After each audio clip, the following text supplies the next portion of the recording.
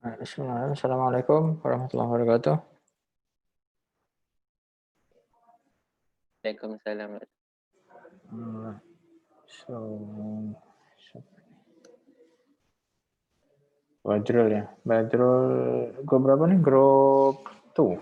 Grup tu Grup 2 ya. Mana? Tadi yang kontak saya siapa ya?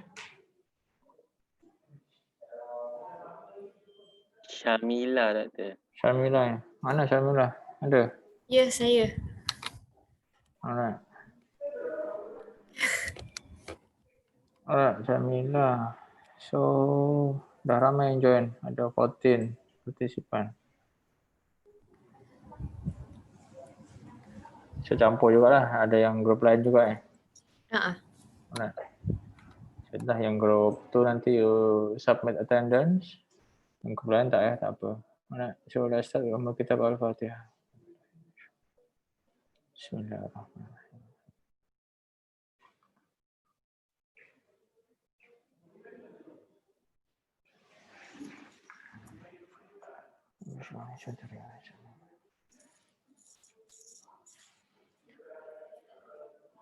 Okay, so who will present today?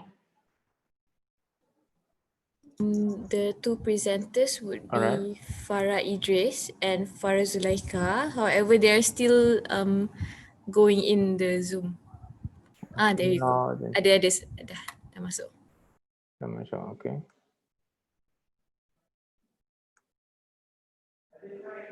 Mana? Farah Zulaiha, lagi satu siapa? Farah Idris. Yes, Farah Idris. Tak nampak Farah Idris. So Farah Zulaiha dulu lah.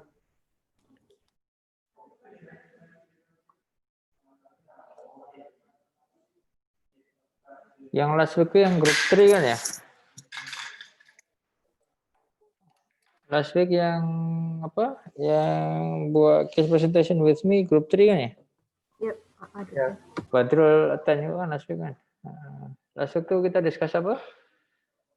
Verbal fit dengan PSTN. Okay ya. So sekarang discuss yang lain lagi kan? Jangan sama je, bosan. Okay, so Farah Zulaiha mana? Saya.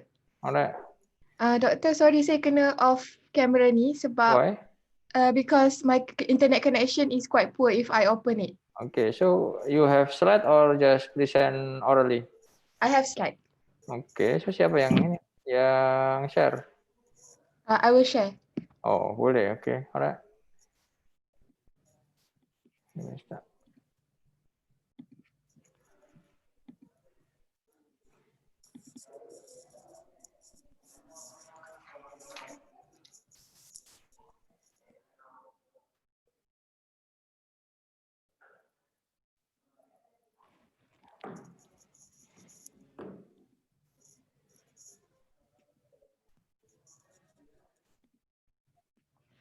Okay, so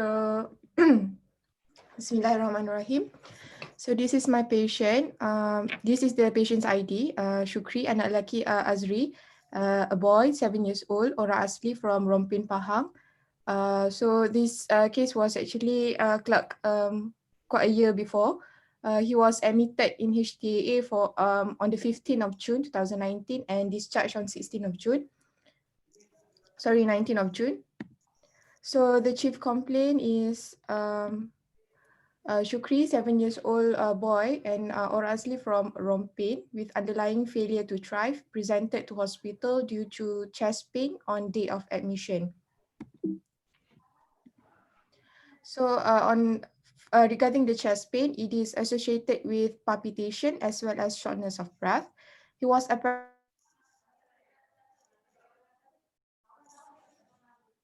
consists of sore throat, runny nose, and cough. It was a sudden onset of intermittent fever. So mother brought him to KK Leban Condong for treatment. He was then prescribed with PCM as well as antihistamines. However, no antibiotics given. He claimed that the runny nose and cough resolved about 1 week later, except for the sore throat. He was brought to clinic again on 2nd week of illness and was given PCM and this time antibiotics in view of unresolved sore throat, but he did not complete the course. Fever was then on and off throughout the month, approximately around 4 episodes in the first month. Each episode of fever was about 1 to 3 days. No temperature recorded. 2 weeks later, the fever was still on and off with no recorded temperature, as I mentioned. He also experienced reduced in effort tolerance, whereby after the 2 weeks of the first febrile episode, Cha developed lethargy, especially after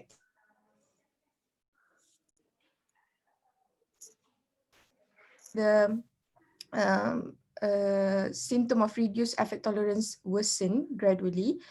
He was first able to play as usual, but felt tired at night. Later refused to play for long duration and refused to play at all. So he became less active. He also complained about breathlessness, which started about 1 month ago. The symptoms aggravates upon heavy activities. However, it was relief upon resting. It was gradually worsening, whereby he need to take a rest after playing, like in the playground or riding bicycle at first. But currently, even after walking around the house, he would feel breathlessness. And he refuses to walk and prefer to sit since 1 week ago. For the palpitation, it was occasionally on and off, sudden, lasted for about few seconds, and resolved spontaneously for the past 1 month. However, 1 week prior to admission, he complained that the palpitation to be more frequent and lasted for a few minutes. And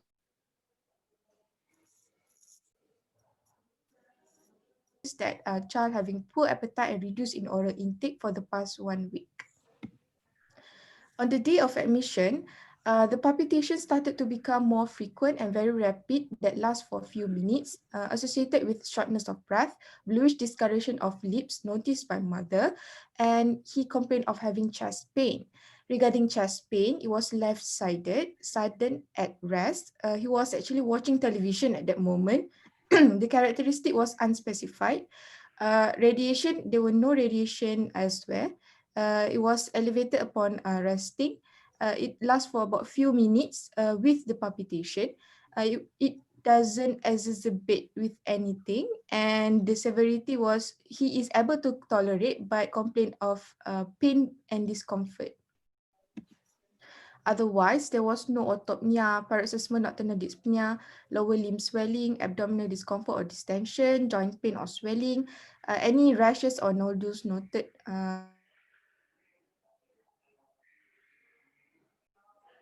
Were unremarkable. Regarding failure to thrive,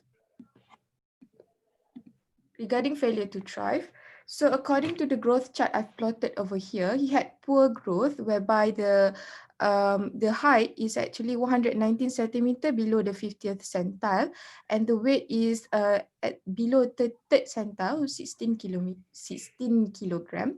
However, however, there is no measurement of the head circumference. Child also was under regular follow-up for failure to thrive in KK Leban Condong since infant. He was given high-calorie formula milk for his growth and stopped to receive it at 5 years old. Mother said that the growth has caught up by 5 years old. However, he noticed that the child did not gain weight much since last year, which is when he was 6 years old. No further evaluation or clinical investigation done for FTT before. Keep yang this slide dulu. Alright, so just a little bit correction. Go back. Yang this one, hilang pula. Yang growth chart. Oh, growth chart. Okay. So my cursor tak boleh nampak, tak apalah. So when you comment on the height or on actually any chart lah. So the dot, the plotting is in between two lines kan. Yang the height ni, stature, 119 cm, it is between 25 and 50th centile. Yes. You don't simply comment below 58 because below 58 can be below 3rd, can be below 10. Okay. Once we know that it is between 25th to 50th centile, so actually no problem with the stature. Dia tinggi, yes. Dia okay. So the problem only weight kan. Yes. So okay lah tu. Weight ni, and then weight memang fall below third centile kan. Nah, itu memang betul. Kalau below third centile kan tak ada garis bawah dia, tak ada kan. Below fifth ya ni. Dia pakai yang fifth centile boleh. So, yang ni only weight below fifth centile. Under follow up for FTT ni since when? Since infancy. Oh, since infancy. Okay, alright. So, if possible, okay lah, it is not your case kan. If possible, if we have case especially yang FTT, any problem with growth macam ni, we should review the book lah, the patient's book. Yes, actually ada previous charting kan. Masa infancy dia berat badan berapa, and then at 2 years berapa, 3, 4, 5 years berapa. So we knows the trend kan. So actually usually dia at birth should be okay, dia birth weight should be okay, and then but the problem kan since when maybe infancy tu umur berapa dia poor weight gain or not gaining or maybe weight loss, umur berapa, so we know the starting point of the FTT develop. And then kan dah ada follow up from KK, kata umur 5 tahun berapa berat badan? Ada? Tak ada. Plus we should see the book so that we know the trend, and then the trend is much more important than the one simple plotting macam ni kan. Memanglah kalau weight below that memang we simply mention that patient still FTT kan. Tapi if let's say patient still above 5th centile, for example between 5 to 10, but if 6 months ago patient actually between 50 to 75 centile, semuanya dia cross 3 lines kan, cross 50, cross 25, cross 10 centile. The plotting tu, so maknanya dia ada FTT dah. So FTT can be yang below third centile or the weight or height tu across two major centile line. So dia poor weight gain yang ya kita sebut downgrade lah. Sebelum, for example, yang 6 months ago dia between 50 to 75, to dia downgrade to 5 to 10 centile, for example. Dia downgrade 3 lines kan. So we can diagnose FTT even though still above third centile. Alright. Okay, proceed.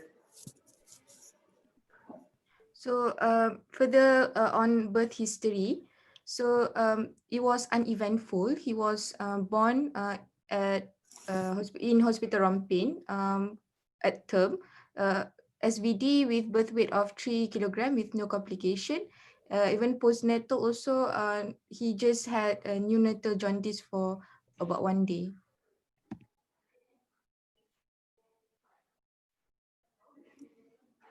Increased calorie formula milk. Weaning started at 1 year old with porridge added with increased calorie formula milk. He had been in adult's diet since 3 years old. He usually eats 3 times in a day, breakfast, lunch, and dinner. He is a picky eater in which he does not eat vegetables and fruits. Currently, he ate biscuits or bread during breakfast and rice with chicken or fish soup or boiled eggs during lunch and dinner, but he only ate about 1 scoop of rice per meal. For further question, both parents are medium build size and other siblings do not have any failure to thrive. For developmental history, so currently he is a standard 1 student in SK Lebacondong. He already can ride a bicycle. He has friends but no bullying in school. He knew ABC, knows his full name, understands instruction, but he is still unable to read well. For past medical history, there is no known medical illness or surgical. There is no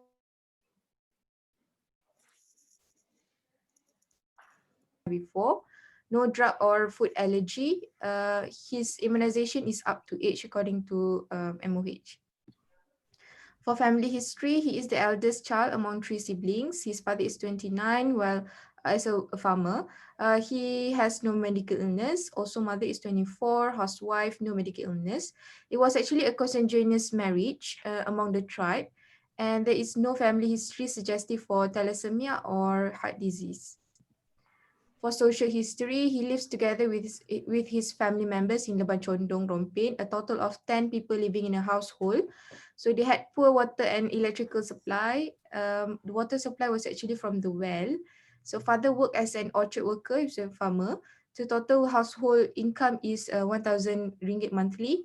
His mother was an ex-smoker and ex-alcohol drinker, as well as his father currently is a chronic smoker and alcohol drinker. So for examination, he was conscious.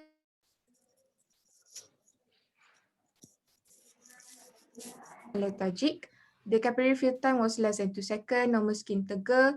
However, there's palmar pallor and conjunctival pallor. There were no other bruises or rash or nodules noted. No stigmata of infective endocarditis like osseous node, granulation, spleen hemorrhage or clubbing. No radioradial delay or radiofemoral delay or any collapsing pulse. So for the face, there were no jaundice, there's conjunctival pallor. So no sunken eyes, but dry mucous membrane. There's no central cyanosis currently. So the oral hygiene is fair. The throat was not injected or enlarged. No lymphadenopathy, no raised JVP or PD edema. Temperature noted was 37 degrees Celsius, which is afebrile. So pulse rate was 120 beats per minute, regular rhythm, good volume, with a blood pressure of normotensive and respiratory rate of 24 breath per minute. Upon cardiovascular examination, the pre-cordum inspection, there was visible pulsation, but no chest deformity, scar or dilated veins. On palpitation,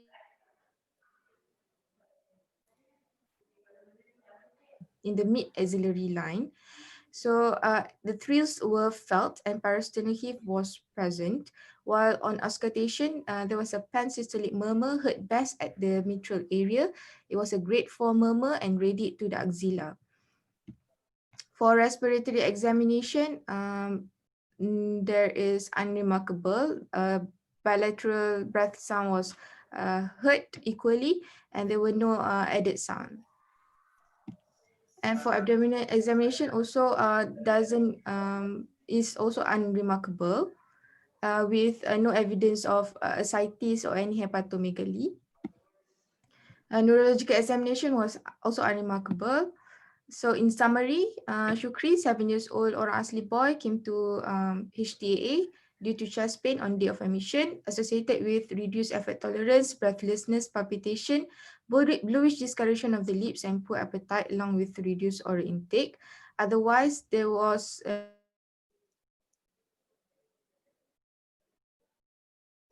pain. On examination, patient looked pallor, lethargic, and cachextic. He was afebrile. Thrills and parasternal heave was felt and displays of pack speed.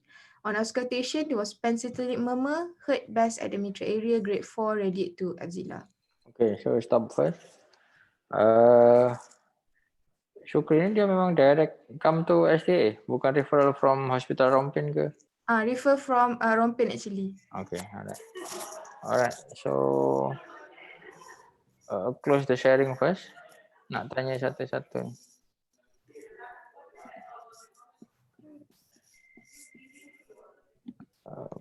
Okay. Tuan nak buka je. Stop share. Start Okay, tak apa. Oh, okay. Just nak tanya je. Nurul Izzati ni group 2 bukan ni? Yes, dia group 2. Okay, so apa diagnosis? Rheumatic heart disease because he had history of fever before this, and might be undiagnosed acute rheumatic acute rheumatic fever. Okay. So apa? For complete diagnosis, if only rheumatic heart disease, only one only etiologic diagnosis je. The anatomical diagnosis and function as well. Anyone boleh tambahkan, boleh add on? Nurul Anis, group 2 bukan ni?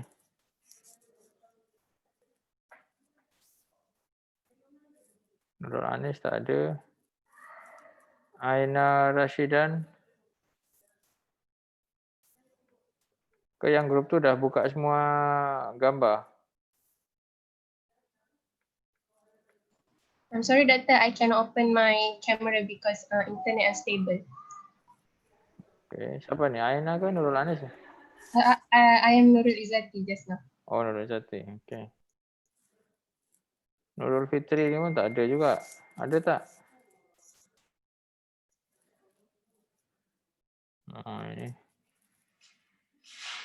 Dipanggil pun tak komen. Orang tak ada tapi nama ada. Ada, Doktor. Siapa ni? Nurul Fitri? Yes, but I'm not from group 2. Nak add on ke tak diagnosis?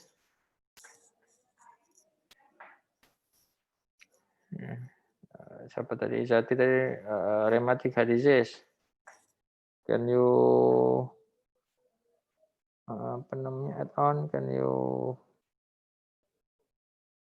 give more complete diagnosis?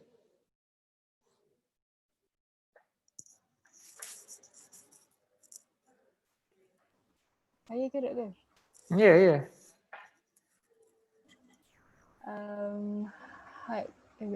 Heart failure secondary to streptococcal infection. Streptococcal tu current infection or post streptococcal.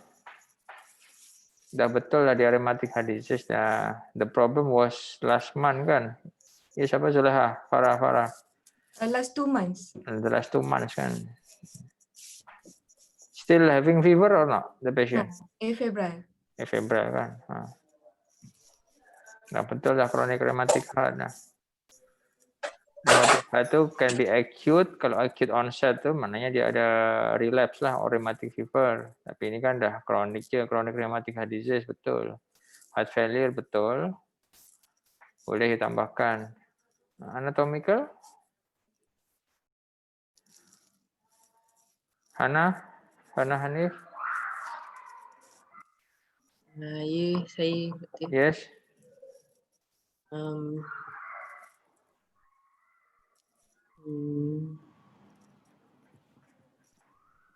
Apa? Tak tahu? Can I try, but I'm not sure. Ya, saya try. Can it be TOF? TOF, kita dah sebut dah discuss ini chronic rheumatic heart, bukan TOF lah. Patient ni bukan Palo lah, bukan cyanotic heart ni, dia rheumatic heart. The cyanosis is only temporary je kan, dia not persistently cyanosis since birth, tak ada. Okay, Siti Aisyah.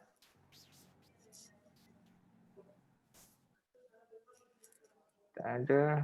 Nur Adawiyah ni group 3 ya, last week ya. Siti Aisyah, okay, komen. Anatomical diagnosis yang kurang. Ini chronic rheumatic heart disease with heart failure. Anatomical diagnosis apa possibly? With left side of heart failure? Punca. The anatomical diagnosis. Patient rheumatic heart disease tu apa je? Mitral valve prolapse. Prolapse pula, tahu dari mana prolapse? Kejap. Kalau you buat echo, you tahu prolapse. Simple je ni. Patient with pansystolic murmur on apex. Mitral apa? Kejap. SM? Mitral apa? Stenosis lagi satu apa? Regurg. Regurg, which one? Stenosis ke regurg? Kalau mitral stenosis apa murmur dia? Ni. Mid diastolic memang. Diastolic kalau stenosis dia. Ejection. Kalau stenosis dia ejection. Sorry. Stenosis ya, mitral stenosis ya, betul lah diastolic murmur. Kalau pansystolic murmur, you can imagine when the mitral and tricuspid valve close on systolic phase, dia ada kebocoran, ada leakage, ada regurgitation from left ventricle to left atrium. So that's why dia kita sebut pansystolic murmur, and then radiation to the axilla juga. So you can imagine mitral regurgitation, the flow of the murmur is happen during systolic phase when the mitral valve supposed to be closed, tapi ini tak close dengan betul. There is regurgitation or insufficiency lah yang lagi senang. Mitral insufficiency, regurgitation from left ventricle to left atrium. So you can hear the radiation is from apex tadi, from the mitral valve to the axilla, to the left atrium. So tengok siapa Farah Zuleha di next slide. Dah diagnosis belum? Okay. So these are the provisional and differential diagnosis. I will explain one by one. So first and foremost, of course, is a decompensated heart failure secondary to rheumatic heart disease. Okay. So points 4 is first, recurrent fever, lethargy, palpitation, loss of appetite, and failure to thrive. High risk of rheumatic heart disease, or high risk to get acute rheumatic fever actually for this patient because of history of FTT, which is poor nutrition, and poor socioeconomic status, living in crowded area. So heart failure symptoms, as mentioned, reduced effort tolerance, shortness of breath, and physical examination showing cardiomegaly and pansystolic murmur that give a clue of mitral regurgitation, as well as trill and parasternal heave. So points against would be no history of joint pain or rashes, no history of subcutaneous nodule on extensor surface, no history of abnormal movement that might suggest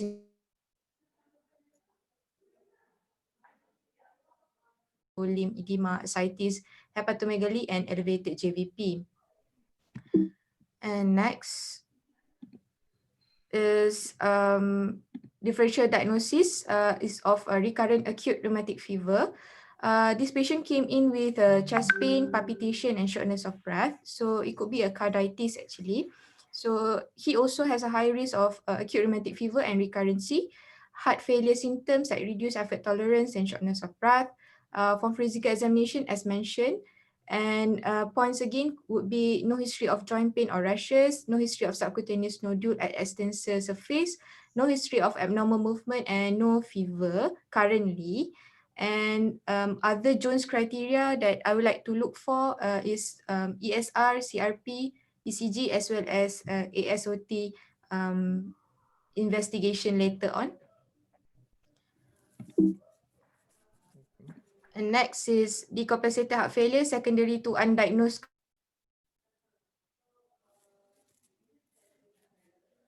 appetite, FTT, heart failure symptoms, as well as physical examination.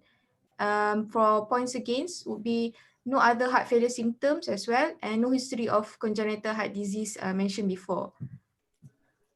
And next is dilated cardiomyopathy. As we know, most common is idiopathic cause. So points 4 would be poor feeding, pallor, lethargy, FTT, chest pain, shortness of breath, and reduced effort tolerance, cardiomegaly, and murmur at the mitral area. No muffled heart sound, points against, no muffled heart sound or gallop rhythm, which is the third heart sound, and normal vital signs with no tachypnea, tachycardia, or weak pulses. My least one to be considered would be undiagnosed Kawasaki that complicated with coronary vasculitis, since the symptom mimic myocardial infarction, and also points for post-infection sequelae with prolonged fever history and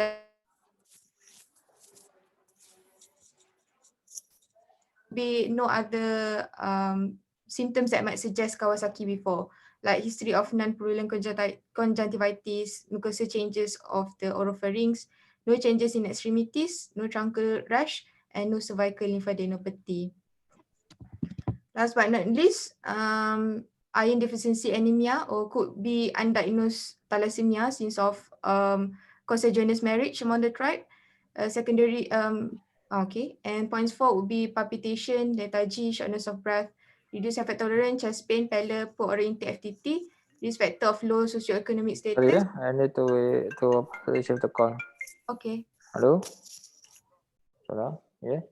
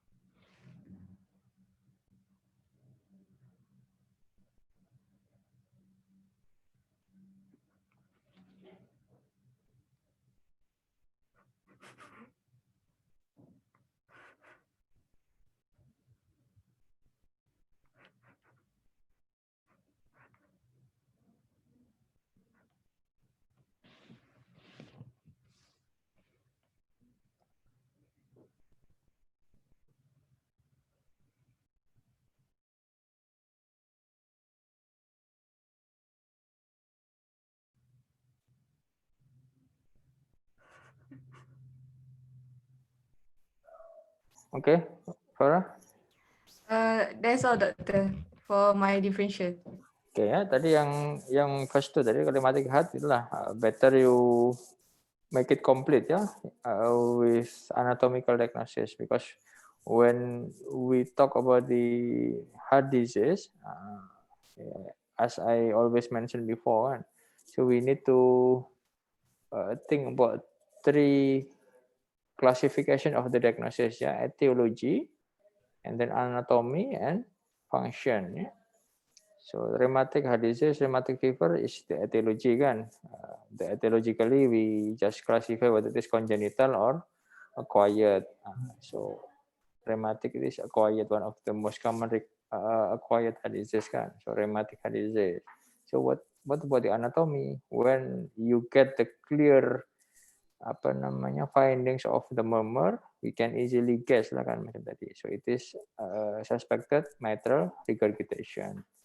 And then lastly, mention the function kan. The function in this case ya, it is clearly with heart failure lah patient ni. So patient ni ada heart failure, secondary to rheumatic heart disease, most possibly it is a mitral regurgitation. Ya. So the rheumatic heart disease itself can be, it is already chronic disease, already complication from the previous rheumatic fever yang 2 months ago, or can be still active. Active means still ongoing inflammatory process. Yeah. So only we know after the investigation. Yeah. If there is still a ongoing inflammatory process, so we will get the increased ESR, CRP, and so on and so forth. So kalau still active inflammation, kita sebut acute rheumatic heart disease, atau boleh juga acute on chronic, ya depend, because dah 2 bulan kan.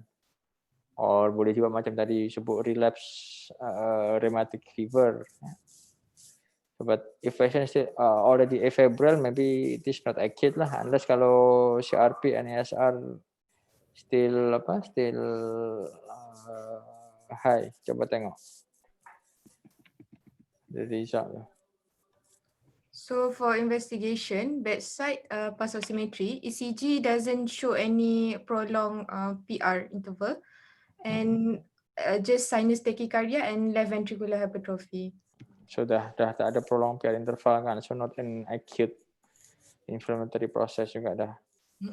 So it is not acute rheumatic fever, not acute rheumatic heart disease. Ya, asal CRP ada? Ada. Kalau FBC ni hemoglobin normal but on the lower side. Oke, tak apa. For ESR CRP. ESR CRP doesn't Oke. Hilanglah suara Farah ni. sorry Doctor. Okay, ESR CRP is high, is 13 and 20, but doesn't meet Jones criteria of 30. Kalau dia sebut 30, saya pun lupa. Above 30 ya? 30. So itulah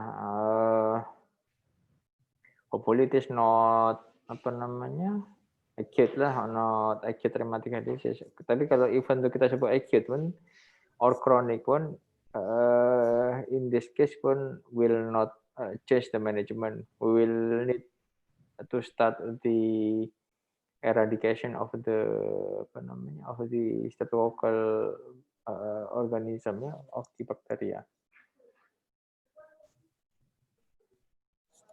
So, boleh je lah. Lagi senang sebab still positif lah. Pada saya still better sebut acute rheumatic heart disease lah. Tapi dah not on rheumatic fever mode lagi. Sebab dah not that high, the CRP, prolonged PR interval pun dah tak ada. Okay. So tadi lain diagnosis apa tadi? The Kawasaki ya, Kawasaki disease. Most likely you should get the criteria of the diagnosis ya. Even tadi rheumatic fever pun memang betul kita tanya previous kan, tapi once you ada chest pain ke ada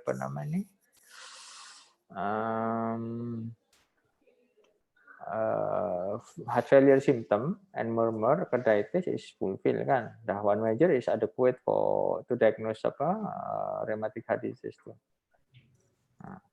So it should be okay. But the Kawasaki, we don't have the enough criteria kan. There was no conjunctivitis, rash, and then edema of hands and feet, and then so on and so forth. Lagi satu the age lah, age 7 years memang jarang sangat Kawasaki. Memang possible tapi jarang. Dan lagi satu, usually if Kawasaki disease, the problem will be in coronary artery, not on the valve. Patient with Kawasaki disease memanglah in acute onset dia akan develop heart failure juga. Tapi as a complication, the problem will be coronary artery aneurysm. There shouldn't be any murmur there. Tapi the patient will develop cardiomegaly and later develop heart failure, atau boleh juga acute onset macam adult patient ya. Kalau patient with coronary artery aneurysm dia emangnya inadequate oxygenation or circulation, blood circulation to the heart kan. So dia akan develop macam myocard infarct juga dia symptom dia or sign dia. Features dia will be looks like myocardial infarct. So bukan murmur, heart failure still boleh lah, tapi itulah most possibly the features of patient with coronary artery aneurysm secondary to Kawasaki itu dia akan develop myocardial infarct. Okay, so tak akan ada murmur macam ni. Memang dia ada chest pain pun ada, tapi ada murmur kan, so unlikely lah. Okay, lagi satu apa tadi? Dilated cardiomyopathy, okay, boleh juga. Secondary to any post-viral infection myocarditis. Tapi again lah sama kalau cardiomyopathy can be with or without murmur. Lastly tadi yang anemia ya. So anemia already roll out kan, memang HB okay ya. So bukan anemic heart disease ya. If anemic heart disease, usually the murmur tu you can hear all over the area ya, not specific. Macam this one kan on mitral area kan, mitral regurgitation murmur. So okay, let's review again tadi few result. Next. Albumin memang low lah. So Okay, this patient. tapi not that low, tak apa. Okay, next. And it's still pending ya. Alright, next. So actually this is not the X-ray of this patient, but I find it quite interesting because it has all 5 characteristic of heart failure lah. So for this patient, actually it was reported cardiomegaly and congested heart. So as we can see, cardiomegaly because it is more than 50% of the thoracic area, and pleural effusion bilaterally. So there is a loss of costophrenic angle. However, there's no meniscus line seen. And then you can also notice on the dilated vein over here, on the upper lobe, dilated upper pulmonary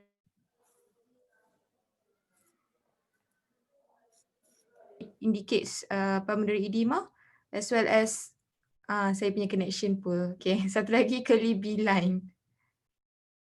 I think curly B line could be this one.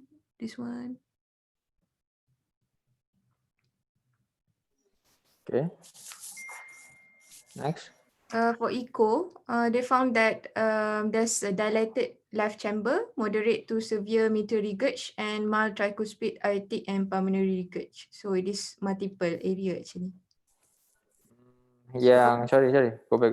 Yang echo ni, actually yang mild tricuspid aortic pulmonary ni dia only echo finding je. The exact problem actually only mitral je.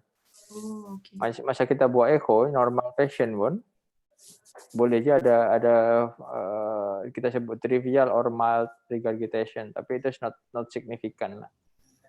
Because even normal pun the closure of the valve bukan selalu 100% dia close, bukan 100% tight macam our very sealed valve, macam door je, macam pintu dia boleh je air ada bocor sikit-sikit kan. Ada air pintu ni, kalau kita tutup pintu kan boleh je any air or water dia boleh go flow in between the the lines tu, kat celah-celah pintu boleh je. So it is normal lah. Kalau mild trivial MR, TR, AR it is normal finding lah. Yang betul abnormalnya itulah moderate to severe regurgitation. So the actual problem is only on the mitral valve lah in this case, I think. Okay, so that's why you can clearly get the mitral regurgitation murmur tadi, pansystolic murmur on the mitral area radiated to the axilla. So it is classic finding for mitral regurgitation. Okay, next. Okay, treatment. So the diagnosis is final. It is rheumatic heart disease, mitral regurg with heart failure. So we discuss about the treatment. Patient pun treatment kita boleh go on board for the treatment of acute rheumatic fever sama ya. In acute rheumatic fever, we can easily follow the protocol lah. That is the first thing, of course, bed rest lah. Patient with rheumatic fever, but more with heart failure macam ni, you must admit the patient for bed rest, and then treatment number 1 is eradication ya. Number 1 is eradication. We have 3 or 4, saya lupa, nanti kita tengoklah. Number 1 is eradication of the streptococcal infection. So even though it is post-streptococcal, but if we still find the acute or active inflammatory process, we need to eradicate the agent, the bacteria, because ongoing inflammation tak akan berhenti kalau kita tak bagi antibiotiknya. So we must eradicate. Eradicate pun ada two step ya. The first of course eradication current course of penicillin yang for 10 days, and then proceed with secondary prophylaxis to prevent subsequent or recurrent or relapse of rheumatic fever. So you baca kat sini dia yang treatment is IV penicillin ya. Treatment kat situ ya, si pen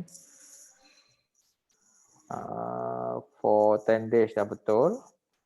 And then actually following the primary eradication ni you kena jadikan satu dekatkan tu yang secondary prophylaxis ni. Yang long acting pensatin penicillin. Kalau yang primary eradication tadi 10 days sampai 14 ya, sama ya, tak ada no difference. But for the long acting penicillin ni, dia ada few option ya. Ada few option kan. If only acute rheumatic fever, it will be at least 5 years or up to 21-year-old. If with carditis, Lifelong. will be lifelong. Ya. What more carditis ada mitral regurgitation means ada rheumatic heart disease, ada mitral, the patient will go yang lifelong. Jadi ada lifelong. So furthermore yang dah ada patient with rheumatic heart disease macam ni dia lifelong kan. So ada dua pilihan lagi. So every 3 or 4 weeks.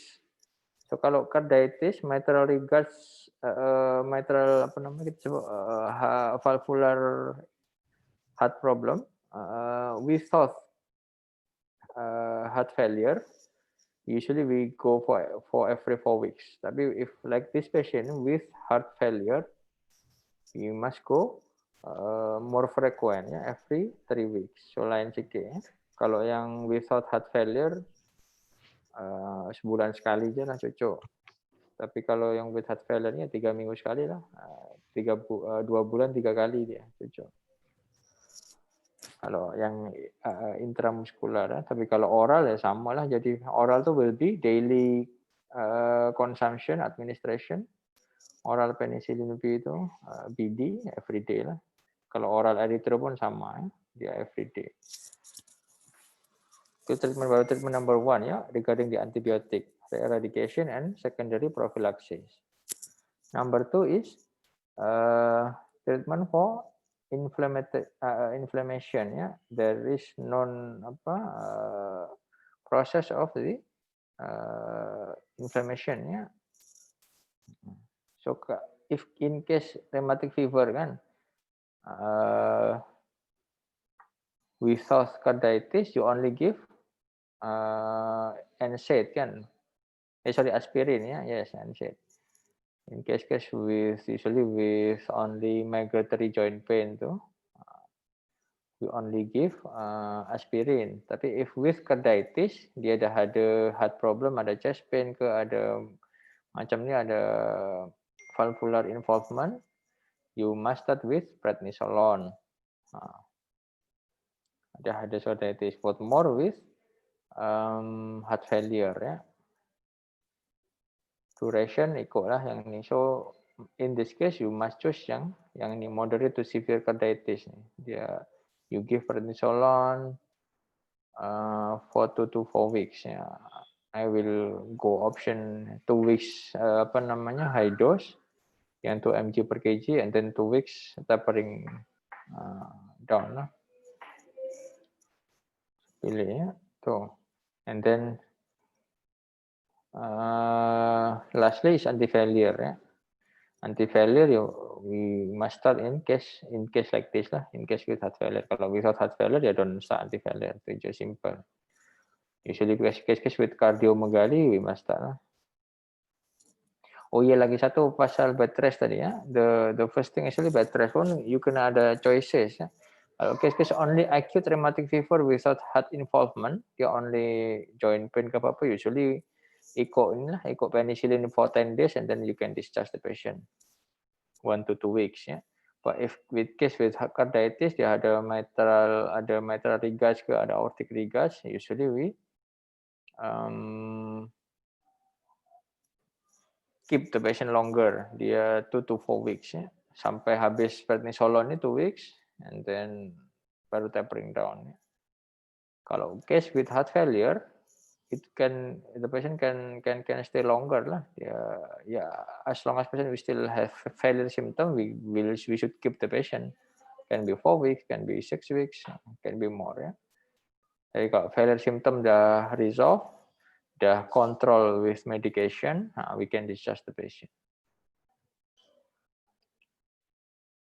Nah, this one ya, the treatment of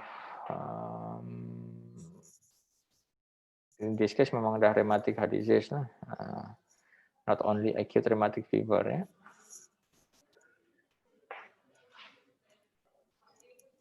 Doktor, yang Yes. secondary prophylactic tu, kita kena cocok dan juga makan. No, choices ini, choice. Oh, okay. So pilih nak cucuk kan nak makan. It depend lah. Usually kalau yang rural area, patient yang difficult to have compliance to oral medication, because oral kena rutin kan, daily 2 kali sehari makan. Usually easier kalau macam orang asli ini, easier just bagi appointment to come to clinic every 3 weeks macam itu kan, untuk injection. Kalau yang educated parents and patients, macam saya ada case satu, kita bagi oral je, tak apa, BD dia makan sendiri kat rumah. Yang erythromycin kan for allergic case lah.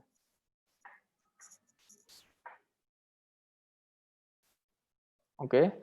Nak tanya for valvular involvement secondary prophylaxis tu. Kalau patient tu underwent prosthetic valvular replacement, dia kena lifelong penicillin juga kan? Kalau ada replacement of the lifelong ini kan apa namanya, dia obat sama je yang PenVD, tapi the purpose kan lain. Dia yang ni lifelong patient with prosthetic valve ni, dia kena lifelong antibiotic to prevent IE kan, prevention of infective endocarditis. Thank you. So bukan to prevent apa namanya acute rheumatic fever lagi. So tak kisah obat itu sama aja. Kalau in case yang macam ni kan, kita yang case rheumatic heart disease, we concern about the rheumatic fever je, concern with staphylococcal infection kan. Kalau yang case high risk of IE, ya kita concern of infective endocarditis, ya, not only staphylococcal infection but also other agents, ya, other organisms. Okay. Assalamualaikum Doktor. Assalamualaikum. I would like to clarify the term acute and chronic rheumatic heart disease tadi. Acute if it is symptomatic or ada evidence inflammatory marker naik ke? Yes.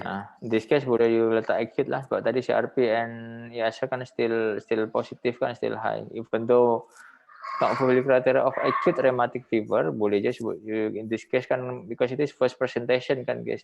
Kita sebut acute rheumatic heart disease boleh. Okay, thank you Doktor. Sebab kalau chronic rheumatic heart disease, patient chronic rheumatic heart tu patient only come to clinic je, bukan admit to hospital or ward lah. Only come to clinic for secondary prophylaxis tu, patient dah no ongoing or active inflammation, dia tak bagi no anti-inflammation, tak ada prednisolone, tak payah aspirin, only come for injection tu, or come to get oral PenV daily tu. Kita sebut chronic rheumatic heart lah patient ni. Okay, Doktor, thank you. Alright. Doktor, kalau let's say the patient with acute rheumatic fever presented with chorea, so what is the management for the patient? Is it we wait for spontaneously resolving or any medication juga? Yes. Farah Zuleha, kenapa chorea happen in patient with acute rheumatic fever? You must know the pathophysiology lah sekarang. Yes, Doktor. Can you explain? Answer dulu boleh? Pathophysiology. So for acute rheumatic fever, what happened is actually there is a molecular mimicry between the bacteria itself, which is the Streptococcus, and our body cells. For example, for heart, so it is a molecular mimicry with the myocardium or any valve, maksudnya cells of the heart lah. Tapi kalau macam brain, so it can also affect part of the brain causing syndrome So the pathophysiology sama ya, molecular mimicry, maknanya every part of body can mimic the antigen. So that's why the antibody complex actually yang komplement dengan antibody ASO ni, anti-citrullin O ni will attack kan. In heart will attack, most likely attack the valve kan. And then can go to the brain as well, can attack the basal ganglia, can have inflammatory reaction there. So dia akan ada chorea movementnya, involuntary movement. When attack the joint, dia akan jadi inflamed joint arthritis. So the problem is inflammation kan. So actually in in protocol of acute rheumatic fever, we just start the anti-inflammatory je. Start the prednisolone lah kalau dah ada carditis, ada chorea ni. After 2 weeks of prednisolone, if the inflammatory process stop resolving, should the finding should resolve lah. Yang chorea, inflammatory movement pun hilang, joint arthritis pun hilang, and then carditis dia inflammation hilang, tapi the regurgitation will persist lah kalau dah involve the valve ni. Kalau only chest pain, masa kena only myocard for example, after inflammation hilang kan, chest pain hilang, patient okay lah. Tapi kalau dah kena valve macam ni, dah ada mitral regurg, even though dah tak inflame, tak bengkak, tapi kan mitral regurgitation will persist lah. So that's why we just continue the prophylaxis for lifelong supaya tak kena lagi. Kalau kena rheumatic fever balik kan, dia akan reinflammation, dia akan worsen the complication lah, the problem.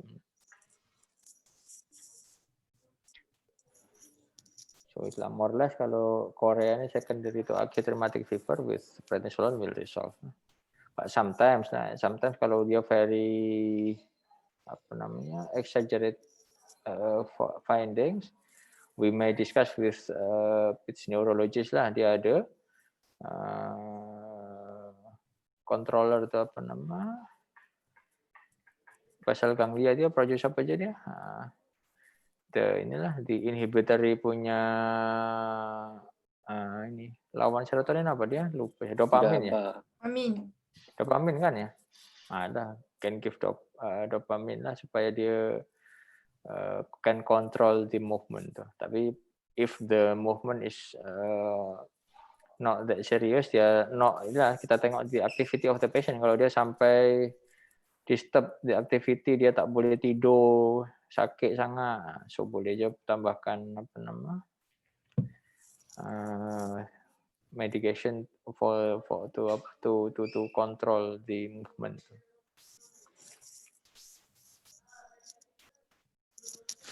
Alright.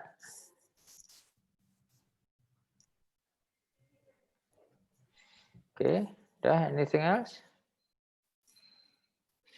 So rheumatic heart disease kita dah discuss ya, dah belajar. So tadi jangan lupa ya, diagnosis kena sebut tiga-tiga ya, all the component. Etiologi apa, anatomi apa, and function apa.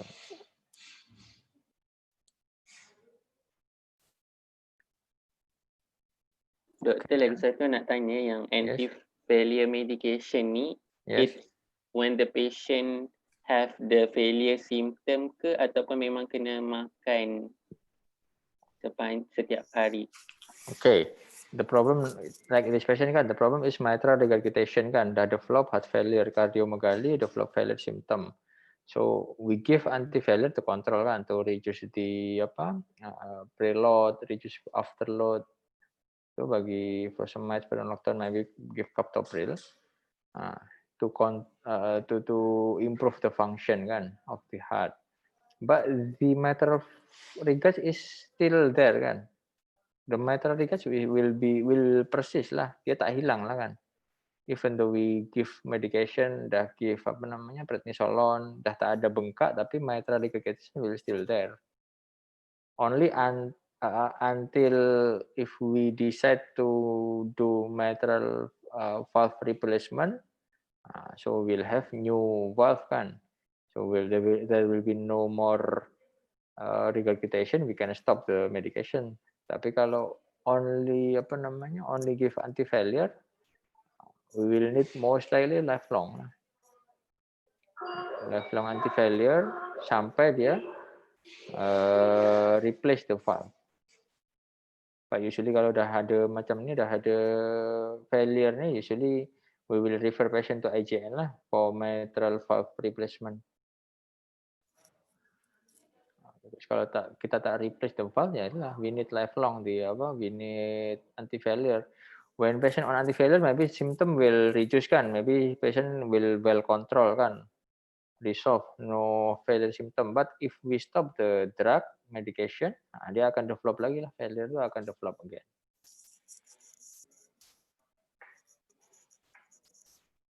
Okay. Alright. So okay, thank you. Dah sejam kan. So second case lah. Mana? Second case apa? Farah Idris. Alright. Yes,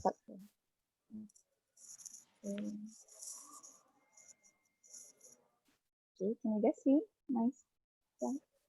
Yes. Alright. I'm gonna start. The chief complaint is my patient, Putra, a 6-year-old, 2-month Malay boy, with no history of bronchial asthma, was brought to the A&E department of HTAA by his parent for rapid breathing of 1 day duration. So history of presenting illness, he was apparently well until on the afternoon of 26 December, where his grandmother noticed he was breathing rapidly as the grandmother noticed the chest was moving in a wavy pattern. However, there was no attempt at using any reliever. The grandmother also did not notify his parent until that night, when his condition worsened as he looked fatigued. He was also unable to complete full sentences in a single breath and can only speak in words. The rapid breathing was also associated with difficulty in breathing, noisy breathing, and pallor appearance. Therefore, his parents then rushed him to the emergency department. Other than that, the associated symptom he has is a cough episode. The cough started 2 days prior to the admission, and it is chesty in nature and productive with greenish sputum. The amount of sputum is 1 teaspoon each. However, his father did not notice if there is any condition that made the cough worse. He was not brought to any clinic, and the father also claimed that every time he coughed, then there will be proceeded with post-passive vomiting. About the post-passive vomiting, he vomited around 3 times in the past 2 days, and the vomiting was not projectile with mainly food vomiters. The amount is about half a cup each time, and there is no barking or whooping cough, no hemoptysis, no facial congestion, no bluish discoloration, and also no chest tightness or chest pain. No chest pain. Aside from that, the father also claimed that his son did not have any fever, runny nose, sore throat, reduced oral intake, or sick contact. Upon further questioning, his father said that his son was diagnosed with bronchial asthma when he was 2 years old due to multiple hospitalization, causes of respiratory infection. He was then prescribed with muted dose inhaler salbutamol and muted dose inhaler budesonide. And he was on follow-up at nearest Klinik Kesihatan Jaya Gading. However, since he claimed that they were compliant to the medication until 1 year ago, where his son did not have any symptoms at all, so they defaulted the follow-up. And for this admission, it is his first hospitalization for that year, and his last admission was 1 year prior. And Putra also does not have any eczema or atopy manifestation. The triggering factor that his father could notice is whenever he has infection or cold weather. For family history, his mother has eczema and his older sister has bronchial asthma with eczema and also allergic rhinitis. However, the family do not own any pets or new carpets in the house. And for the last 1 year, his son did not have any daytime or nocturnal symptoms, no exercise-induced symptoms, and no usage of medication. The systemic review was unremarkable, and past medical and surgical history, past medical as previously was diagnosed with bronchial asthma, and no surgical intervention was done. For drug and allergy history, he was prescribed with the repeated dose inhaler, as mentioned before, and he has no known allergy to food medication or contact with any object. So for birth history, his mother has gestational diabetes mellitus while pregnant with him. He was born full term via spontaneous vaginal delivery with birth weight of 2.7 kilo. He had neonatal jaundice for requiring phototherapy, but only for 2 days. For nutrition and growth history, he was breastfed and given formula milk since he was born and weaned when he was 6 months old. He consumed adult diets such as protein for breakfast and rice with chicken for lunch and dinner. He also drinks milk. From the history, he seems to have adequate nutrition and good growth. Developmental history, he has normal developmental milestones for his growth motor. He can walk on wheels, he's able to kick, throw, and climb. He can also ride bicycle. For fine motor, he can read and write. For speech motor, he can talk fluently. And for social, he can tie his shoelace by himself, dress and undress by himself as well. And he also plays with other kids. The father noticed that his developmental is normal, same as his sister. He has for immunization, he has completed his immunization schedule. Family history. Okay. So his father is a 34-year-old male, self-employed with no medical illnesses. His mother is a 29-year-old female, self-employed as well, with eczema. He has an older sister, 8 years old, with bronchial asthma, eczema, and allergic rhinitis. They live in a semi-D house in Batu 11 Kuantan. The house is complete with basic amenities, and their monthly income is around 8,000. The parent was not related, and the nearest KK is KK Jaya Gading. So physical examination. The examination was done on 3rd day of admission. So the child was conscious, alert, and active, which is CS full. And he was also pink with no pallor or jaundice, not septic looking, no sign of respiratory distress. He has good hydration status with normal build. He has no dysmorphic features, no rashes, no dry skin noted. And during that time, he has a granula on his left dorsum of hand without any infusion and wearing nasal prong with oxygen 2 liters per minute. On peripheral examination, there was no clubbing, peripheral cyanosis, or pulmonary erythema. BCG scar was noted on the left deltoid muscle, and also examination of head and neck. There was no swelling, head injury, conjunctival pallor, scleral jaundice, and on examination of mouth, the tongue was moist and the throat was not injected, tonsil was not enlarged. There also no central cyanosis. For ear, it revealed minimal earwax with no infection or ear discharge. There is no cervical limb adenopathy or any abnormal pulsation felt on the neck. There was no bilateral ankle swelling noted. For vital signs, his blood pressure is normal at 800/67 mm/Hg. His heart rate is 80 beats per minute with regular rhythm and good volume. His respiratory rate is 36 breaths per minute with no chest recession. Temperature is febrile and his oxygen saturation is 98%. Okay. For anthropometric measurement, his weight is 10 kilo, which is below third centile, and his height is 95 centimeter, between 50 to 79 centile. Systemic. On respiratory examination, The patient was not in respiratory distress. There was no spider or wheezing heard. And on inspection, the chest moved symmetrically with respiration.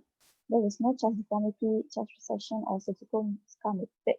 The trachea was centrally located on palpation and also on percussion. The lungs were equal bilaterally, and on auscultation, air entry was equal bilaterally with vesicular breath sound. However, occasional bronchi was heard, but there was no palpitation.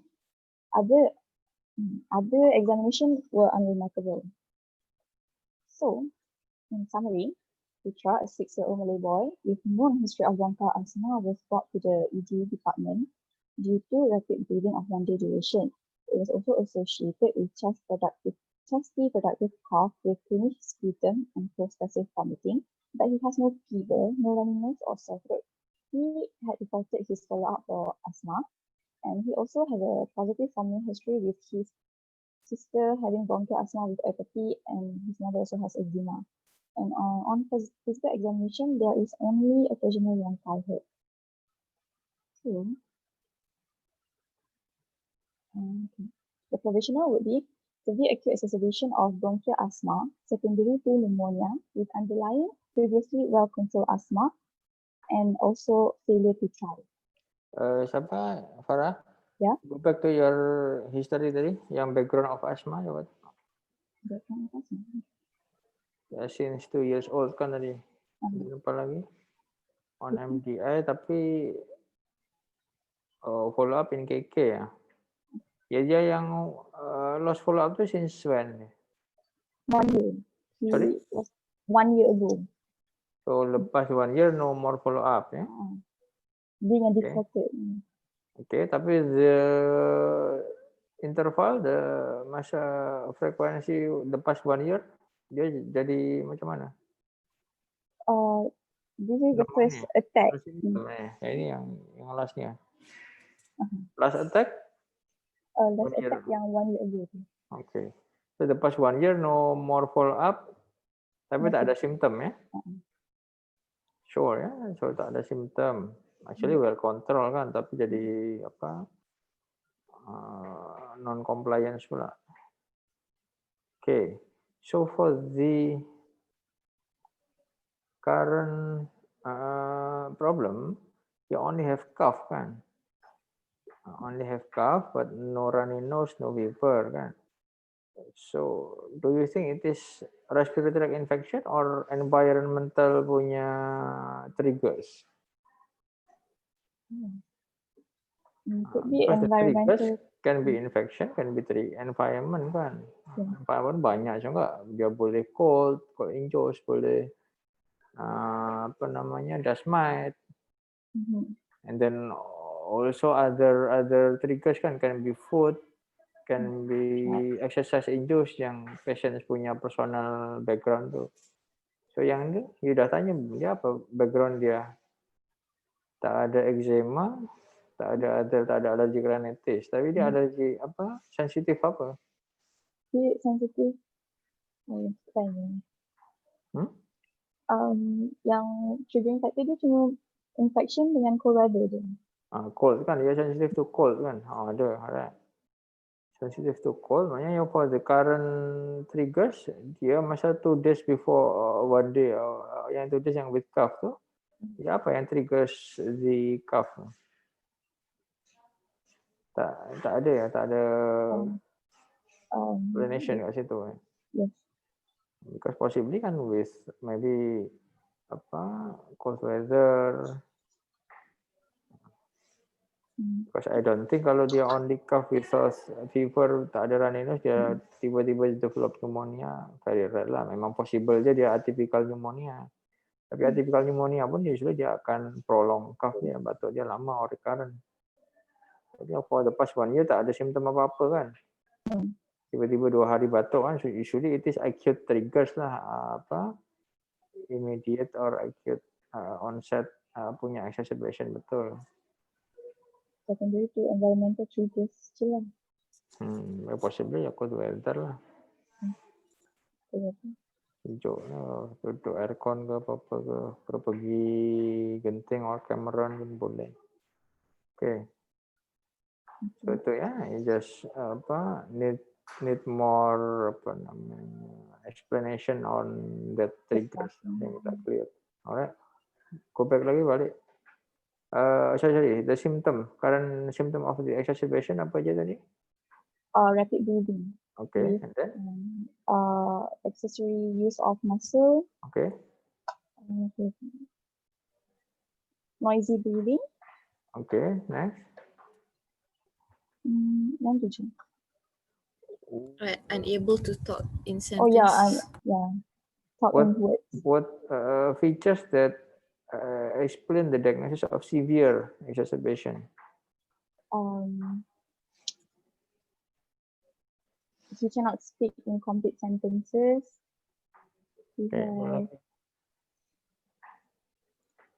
There are 10 parameters kan, so should be tally lah kalau only unable to talk in sentence. But patient still alert, maybe only moderate attack kan.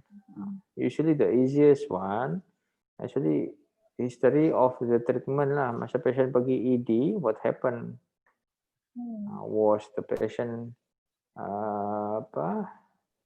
respond to nebulization treatment? Kalau respond to NAPS tu maknanya dia after NAPS dia hilang kan, resolve, usually mild exacerbation kan, patient will not admitted. But if after NAPS patient partially respond, still need regular nebulization, we admit patient to the ward, usually it is moderate. Tapi kalau patient with severe, usually patient not really respond with NAPS, we need to give more agents lah, more medication to treat the exacerbation other than nebulization. NAPS pun kita bagi bronchodilator, salbutamol, add on with ipratropium bromide, anticholinergic. So add on other medication kan. Need IV hydrocortisone, maybe sebutan esterbutaline, maybe IV magnesium sulfate, maybe IV aminophylline, IV salbutamol. So ada tak cerita kat ED ni? Tak ada kat sini. And then another objective parameters ya, SpO2 lah. When patient tachypneic tapi SpO2 still above 95%, usually it is mild lah. Tapi usually moderate lah kita sebut. Moderate itu dia akan reduce sampai 92%. Tapi kalau below 92, below 90 lah usually. Kalau 80 something, kita sebut severe severe exacerbation. Kalau ada data of SpO2 tu. Kalau dah below 90, we need itulah. Oxygen pun we need face mask, we need IV hydrocort. Kalau ya, ini Fahri ya? Oh, Amirul. Ada patient kat situ.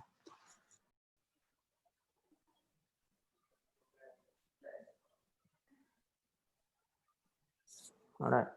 So if SpO2 below 90, we need IV hydrocort, kita baru sebut severe lah. And then lastly, kalau patient usually dah unconscious dan drowsy, SpO2 below 80, usually life threatening tu, barulah kita sebut life threatening asthma. Ini data yang komplit tak ada ya. Oke lah, go back to the diagnosis tadi. Okay. Ya, underlying well control, betul, because no symptom for the past 1 year, tapi kan also with poor compliance kan dia tak follow up. FTT tadi ada deh. Because his weight is below third centile. I didn't. Sama with previous case tadi. So kalau you and height still okay juga, weight below 10 centile juga weight memang betul ke 10 kg ke? Nampak tak betul je ni. Dia tak plot sendiri ya. Macam Farah Zaleha tadi kan dia plot sendiri. Tak dia. Coba cari lah. Jangan malas-malas. Coba cari. Saya plot dekat Farah Zaleha punya kertas tadi. Di Sicak tadi yang Zaleha punya tadi. I think kalau 6 years 10 kg ini severe malnutrition lah. 95 cm juga salah lah. In 6 years bukan 95 cm lah. Nah, saya 5 tahun je dah 110 cm. 100 more than 95 lah. Kalau 1 meter tu umur 1 year is 75. 3 years kalau tak salah 1 meter tu. 100 cm tu kalau tak salah 3 years old. Nah, ini 95 cm ya fall below lah, bukan 50 to 75 centile. Betul ni, 6 year only 10 kg ni. Tak tahulah. Because not your patient pun. Only 10 kg very small and tiny patient lah. Dia very small lah. Dia compared to age. Okay, alright. So diagnosis of asthma. Okay. Ini finding on respi pun only rongkai kan. Kalau pneumonia, you should find the crepitation. So provisional. Okay, ya. So the component of the diagnosis of asthma ada 2. Kalau heart disease kan ada 3 tadi. Kalau asma ni ada 2 ya. Diagnosis of exacerbation. Lagi satu diagnosis of background of asthma ya. Ini dah ada 2 dah ada kan ini. Exacerbation attack dia severe, background dia well control and poor compliant actually. Okay, next. For severe you kena explain apa aja yang for severe ni tadi kan kita dah diskusi ke not really clear kan. And then background dah betul dah well control, poor compliance. Nah, this slide. And then underlying kan tadi secondary tu kalau you sebut pneumonia unlikely because not really ada fever, runny nose, the URTI symptom tu tak ada kan, respiratory tract infection symptom tak ada, only cough je. Cough is mainly symptom of asthma exacerbation. So most probably dia environmental punya triggers lah, unless kalau X-ray dengan laboratorium FBC memang highly suspicious for infection. Coba tengok. There is neutrophilia. Tapi total weight tak tinggi. So you tengok total weight is 13, still within normal range. Boleh juga yang pneumonia atypical lah, maybe dia. Tapi kalau atypical pneumonia usually not that acute, dia chronic or recurrent cough dia ada. Okay, next.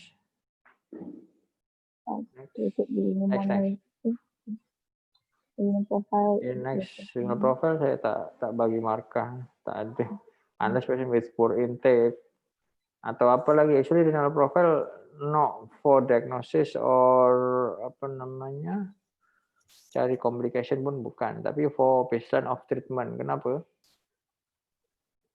Why you need a renal profile in patient with exacerbation of asthma?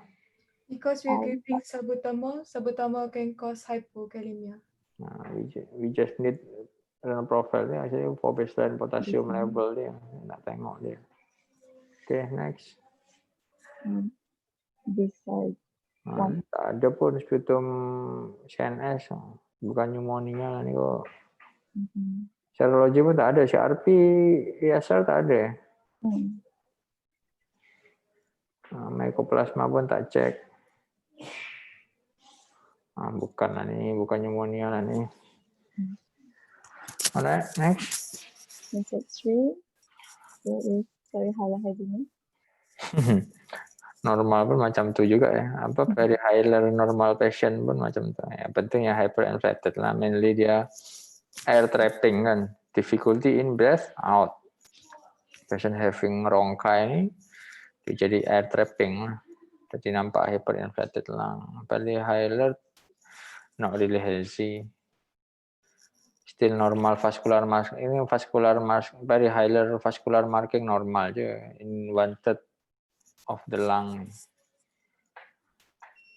Okay, next. So as we mentioned before, assess severity. Okay, itu ya yang kena review balik pasal di triggers. Pasal the growth chart tadi. The management now ya. So how do you manage patient with ini betul severe ke tak nih? Saya pun tak tahu tadi. Severe. Ya, okay lah, apa-apa you discuss. Kalau patient, so sekarang you are doctor in ED, patient come with SOB, shortness of breath. So apa yang you kena bagi? Oxygen SOB therapy. je dulu, sebelum you tanya apa-apa. SOB je sebelum you tanya, you apa yang kena bagi? Sebelum you tanya-tanya parents ke nak sembang-sembang dengan siapa-siapa. Apa yang you kena bagi? Oxygen therapy, nasal Oksigen swab. dulu lah, regardless the causes, pada pasien nampak nafas laju, bagi je oksigen dulu ya. Oksigen bagi face mask dulu kalau boleh ya. Tak, kalau nasal pun kalau tak serius tak apalah.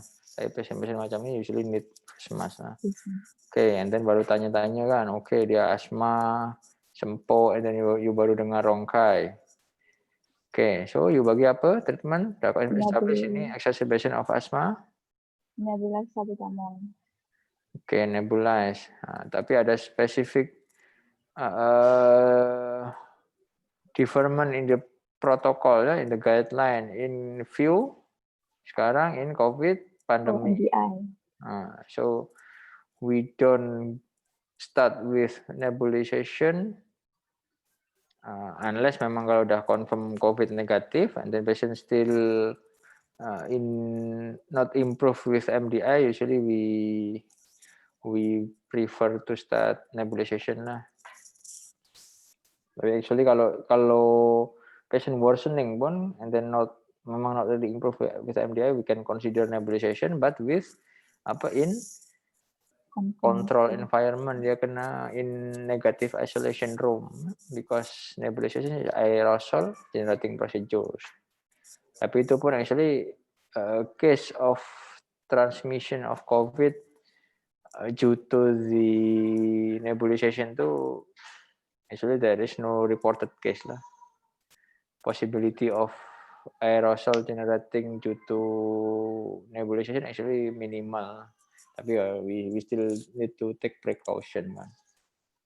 Kalau boleh dengan MDI ya okay. Tapi kalau not improve with MDI, we can nebulize patient in negative pressure room. Dah confirm COVID negatif barulah okay je kita nak pilih mana-mana ya. So different ya, kalau nebulize you bagi apa ni? Patient 6 years 2 months. Okay. Dapat only 10 kg ya. Ini it is apa namanya? Ini detail ya, detail treatment management. MO pun itu apa the discussion for MO lah, tapi you need to know lah. Apa beza below and above 6 years? Anyone yang boleh tolong? Ini 6 years 2 months. Beza tak dengan infant or budak 1 year ke 2 years ke? Tak ada yang tahu. Dos. Ya, berapa? Ikut MDI path tu kalau macam kita bagi nebulize dulu lah. Kita discuss nebulize dulu yang ya boleh lah kalau nak discuss MDI boleh. Kalau MDI macam mana? 4 to 6 puff less than 6 years old. Okay, alright. 8 to 12 puff more than 6. Yes. Kalau nebulization, you pakai berapa ampule? 2.5 milligram if less than 6 years old. If more than 6 years old, 5 milligram. Yes. So berapa tu? 2.5 tu berapa ampule? 1 lah. Kalau 6 years ya 2 ampule. So kalau beza juga ini in practice ya. clinical practice, technical scenario. So you kena boleh explain ni kalau for student you must explain.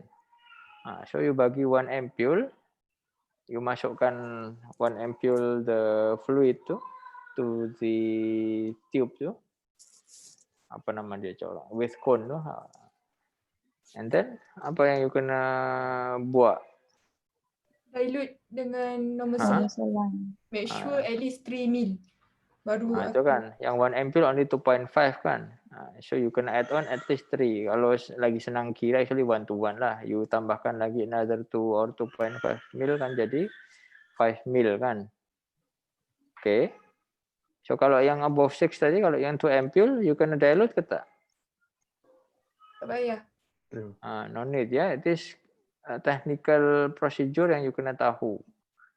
Masa you jadi hostman, sometimes you need to perform kan. Usually nurse kan yang buat, tapi you must know. Kalau only 1 ampule, you need to add on saline supaya dia at least 3 mils. Tapi kalau dah 2 ampules, dah 5 mils, no need to add on anything. Dah pure je. Kita sebut pure apa nama? Pure Ventolin salbutamol. Oke, itu yang technical pasal NAPS, pasal MDI pun tadi Farah Soleha dah explain ya. Below 6, dose dia 4 to 6, kalau above 6, 8 to 12. Tapi this child is specific, dia 6 years tapi only 10 kg. So actually ada dose ya, salbutamol dia dose dia 0.15 mg ya. Ya, 0.15 mg per kg. Sebenarnya kalau 10 kg dia boleh 1.5 mg je. So pada saya kalau even though dia 6 years old, kalau only 10 kg, I will choose only 1 ampule lah this patient. Kalau dia usually normal 6 years tu dah 20 kg kan. Betul lah. 6, 12 plus 8 is 20 lah. 6 years old normal weight is 20. Dia betul kalau only 10 kg ni. Kalau only 10 kg for me for the safety reason bagi 1 ampule je lah this patient. Kalau dah above 15 kg usually kita bagi 2 ampules tu. Tapi itulah but even though for safety dose tu actually yang 0.15 mg per kg tu it is an oral salbutamol dose ya. Nebulization or MDI salbutamol will works locally only ya. It usually not enter the systemic, ya very small amount lah yang masuk to the circulation. Actually kalau you pakai 2 ampules pun in this case memang quite safe lah. Tapi lah kalau you nak concern about the dose, pada saya 6 years kalau only 10 kg ya baik 1 ampule only. Safety insyaAllah if you give tak sengaja, tak lupa and then you bagi tu ampule should be okay lah. Tapi ada risiko juga if you give too much salbutamol, ya side effect dia apa tadi? Ya itulah kita kena watch out hypokalemia. And then actually immediate side effect tu even though dia beta tu agonist, actually it is well known effect of tachycardia. Saya pun tak tahu juga. Because actually kalau you belajar farmako, beta 2 agonist will not affect the heart rate kan. Patient only affect the bronchi, will dilate the bronchi only, will not increase the heart rate. Tapi in practice it is well known lah kalau you bagi salbutamol very frequent, usually patient will have tachycardia as well. So kena tengok juga ni heart rate patient. Alright. MDI itu ya sama macam ni MDI pun kalau patient ni kalau nak safe ya bagi 4 to 6 je lah because only 10 kg. Alright, kalau tak improve apa balik tadi Farah Idris mana?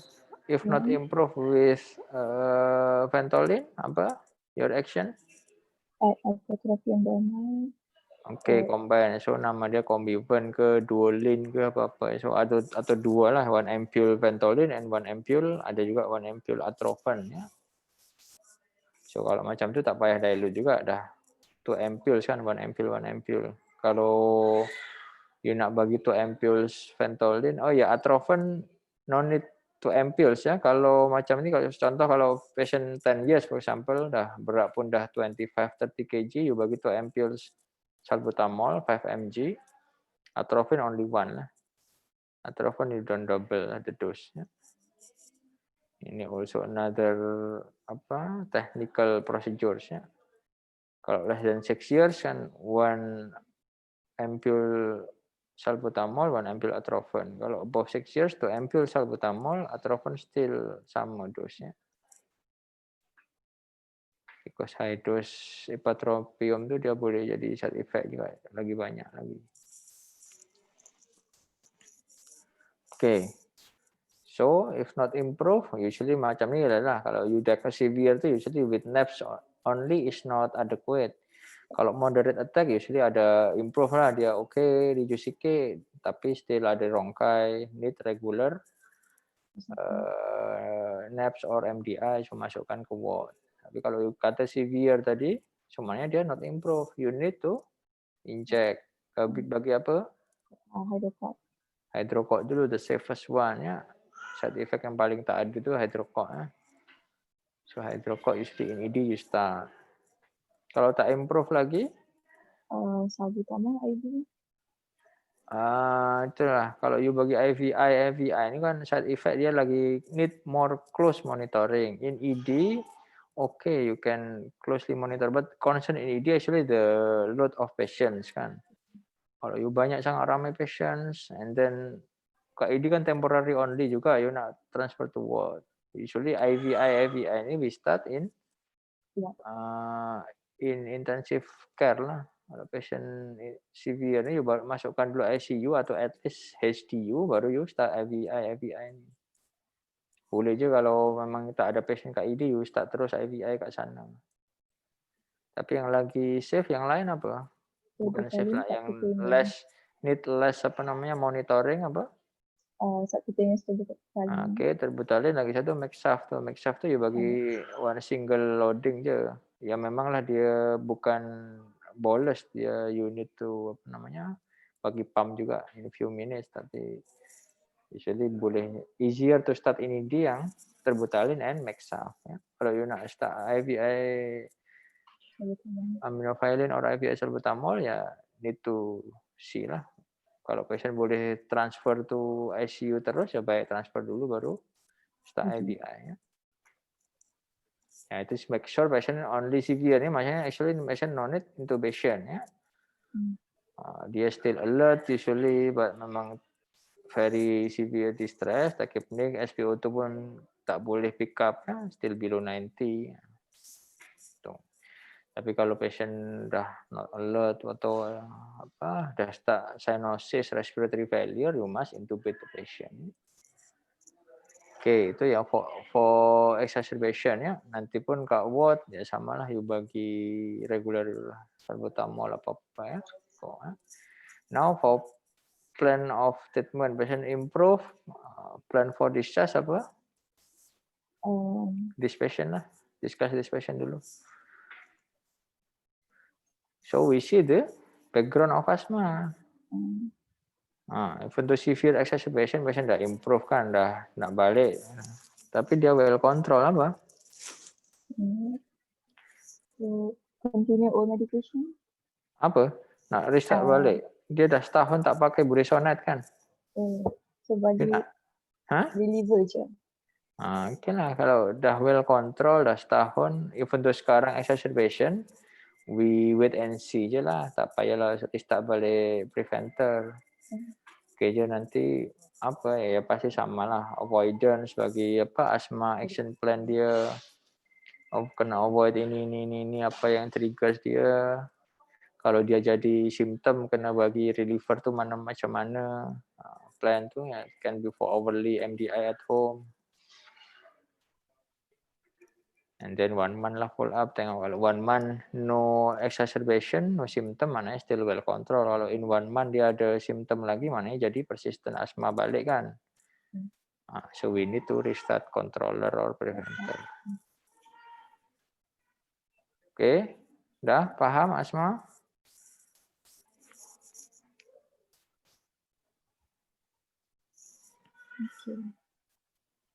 Oke, patient ni ada tertulis tak dia dari ED masuk ke ward ke masuk ICU? Masuk ICU, dia bagi IV salbutamol. Oh, okey, betul severe lah. Ada treatment IV salbutamol ya. Okay, tapi improve the progression after IV salbutamol. Improve. Okay, improve discharge. Asma ni di karakteristik dia, even though severe apapun, dia akan good respond to bronchodilator, to reliever tu. Okay je few days. Unless kalau yang yang need intubation, maybe ya tengoklah respon dia. Kalau cepat ya kita boleh extubate and discharge juga. Berapa hari dia kat ward patient ni? 3 days. Only 3 days kan dah. Severe pun only 3 days. Usually in 1 day pun dah hilang chest tightness dia, only minimal rongka ya, kita terus stop IV salbutamol, go back to NAPS or MDI only. Okay, alright. Apa lagi? Next ada tak slide lagi? No, this is just the algorithm. Alright. You tadi boleh you baca ni. Ada sesiapa nak tanya tak yang ni, yang algoritma ni? Okay, tak ada. Next.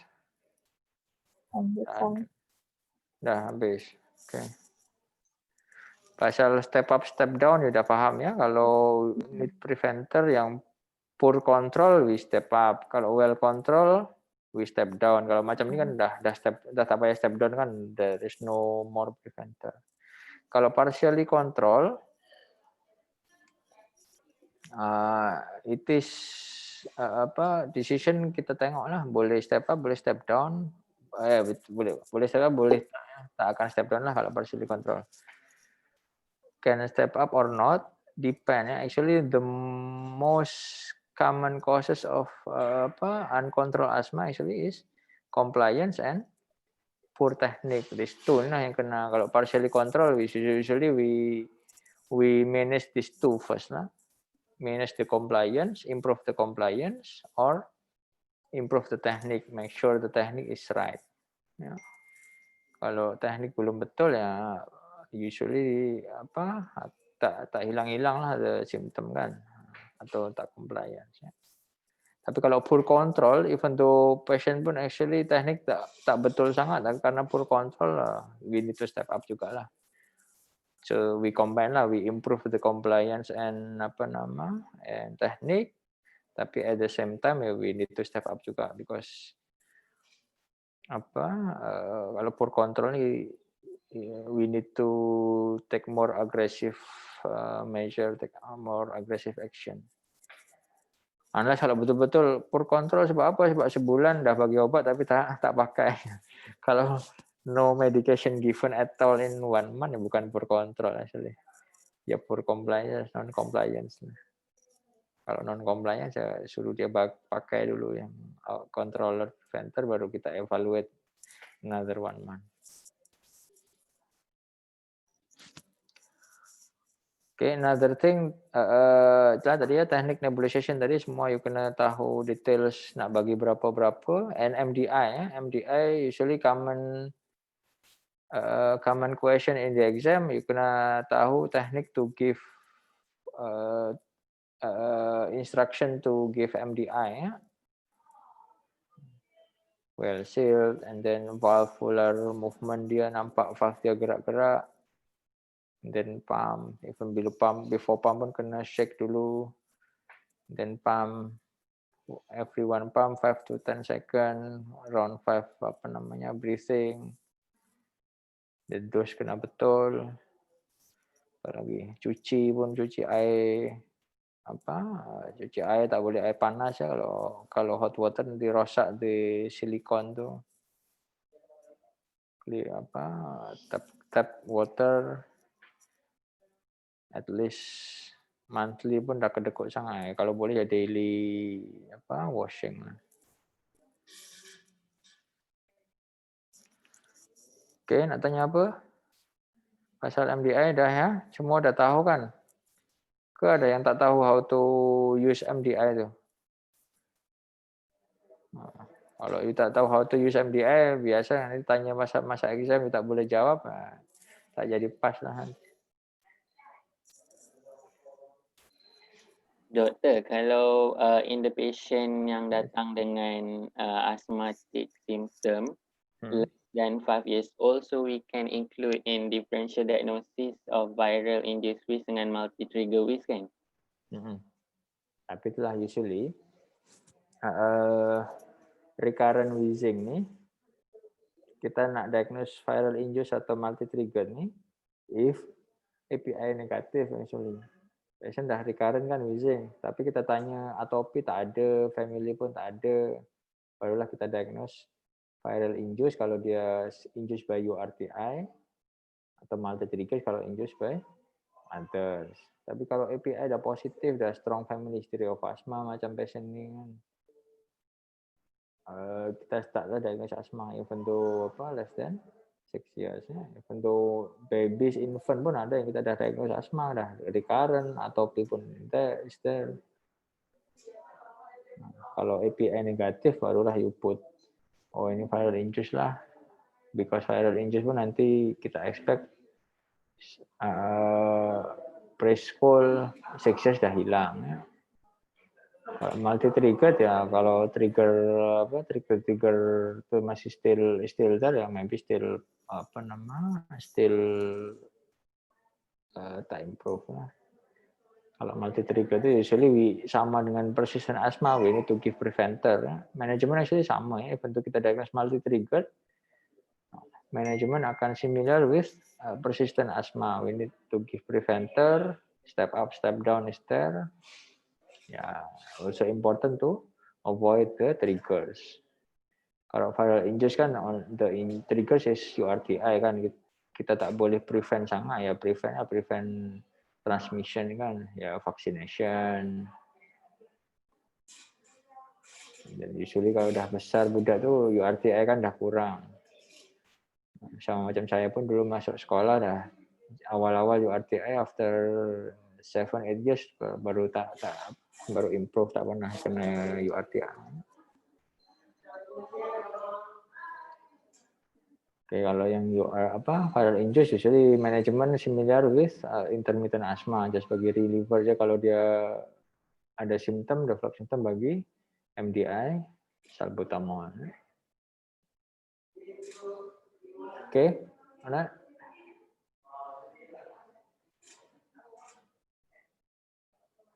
Dah ya, any more questions?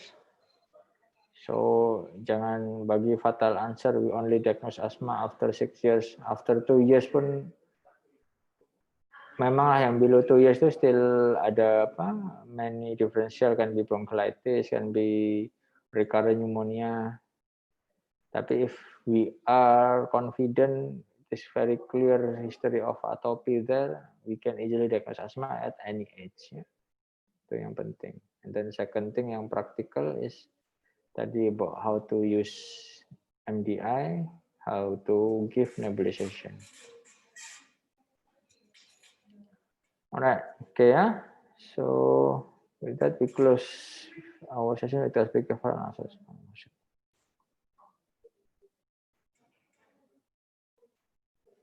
Oh ya, dah receive. Siapa leader ini? I think semua datang ya. Ada yang tak datang tak? 26, 25. Your one group ni berapa ramai student? 28.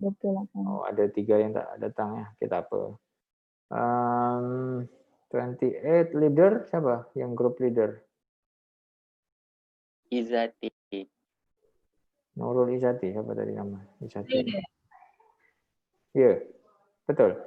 Nah, Izati dah terima semalam we update sikit timetable tu. Dah terima updated timetable. Okay lah, itulah baru terfikir juga. Susah kan nak buat macam ni case presentation. Datuk Fazil tak suka. You present case yang you don't understand kan. So change lah for the next 2 weeks.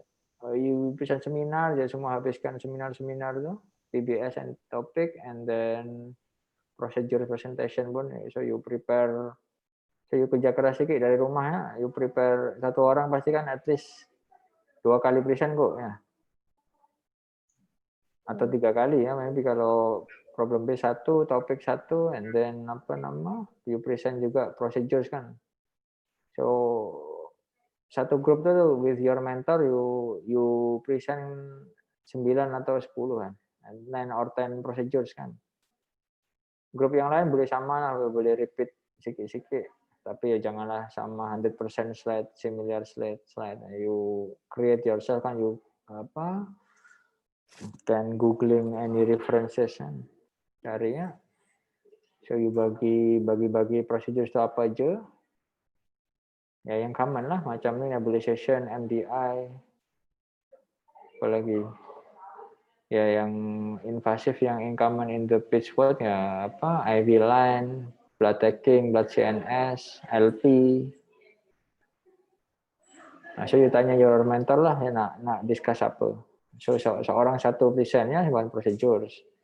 And then seminar itulah seorang 1 atau 2 topik. So 1 or 2 title. So you prepare this week lah.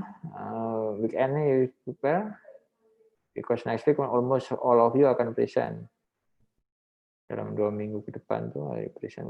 And then next masa final pro itulah kita akan panggil, minta tolong Prof Wan ke siapa dia itu. Tercang ke Salihin untuk be your supervisor for seminar. Okay, any question? Yes. I just want to confirm. Yes. So, will you be available on next Tuesday at 2 p.m. for teaching seminar 3? Tu seminar ya, topik seminar ya. Susah sih. Itulah yang Selasa petang tu kita ada grand round ni kena datang pula. Yang tu kita buat, yang kosong tak ada ya, semua pagi petang full ya. Yang next week tu. Ada yang kosong tak? Pagi tu starts at 10 supposedly. So before 10 will be free. Next week saya tak on call kan. Isnin pagi kok. Boleh tak Isnin pagi atau Kamis pagi? Boleh, Isnin pagi pun boleh. Itulah. Kalau you dah siap Pak, you kena prepare Jumaat, Sabtu, Ahad 3 hari je untuk prepare your slides. Kalau sempat Isnin pagi, kalau masih struggling, kita buat Kamis pagi lah. Kalau Isnin atau Kamis tu saya datang awal Pak. Tak payah breakfast kan, dah sahur. Datang awal dan I free lah. After I send my daughters, maybe 8:15 ke 8:30 lah paling lambat. 8:30 kita start ya. Nah, Isnin ke Kamis? Betul, kalau hari Isnin means we have to submit the slides on Sunday. Boleh lah kok. Tapi maybe kalau one day before saya pun tak sempat baca. Nanti tak apalah, tak sempat baca pun masa present kan saya review sikit-sikit juga. Okay, Doktor. Boleh Isnin ya? Isnin pagi ya, 8:30 kok. Tapi ada yang one of my group mate request on Thursday. Oh sorry ya, Kamis je Pak. Isnin pagi I need to handle year 3 pula. Year 3 kan masuk nanti next week. Kamis lah pagi. Okay, so on Thursday. Sorry. Kamis tu bukan cuti ke? Kamis is public holiday. Ayo okay Kamis, tapi ada Ada ini. Ada seminar masa hari itu? Ke kosong? Kosong. Apalah kita buat Kamis, okey tak? Boleh. Kita buat apa pun, tak bayar 8:30 lah, ikut you all lah nak prepare pukul berapa. Saya pun free je, hari Kamis cuti sehari tak buat apa pun. You all pun kat rumah je lah kan? Kalau yang nak breakfast tak apalah, maybe pukul 9 ke 9:30, 10 pun boleh. Khamis lah, okey ya? Alright. Okay, Doktor. Doktor, for the marks on the... Nak announce kat sini ke? Boleh je Doktor, nak PM siapa tadi? Syamilah. PM je lah kok. Okay. Okay, alright. Thank you Doktor. Welcome. Thank you. Assalamualaikum. Thank you, Doktor. Okay, Doktor. Terima kasih, Doktor.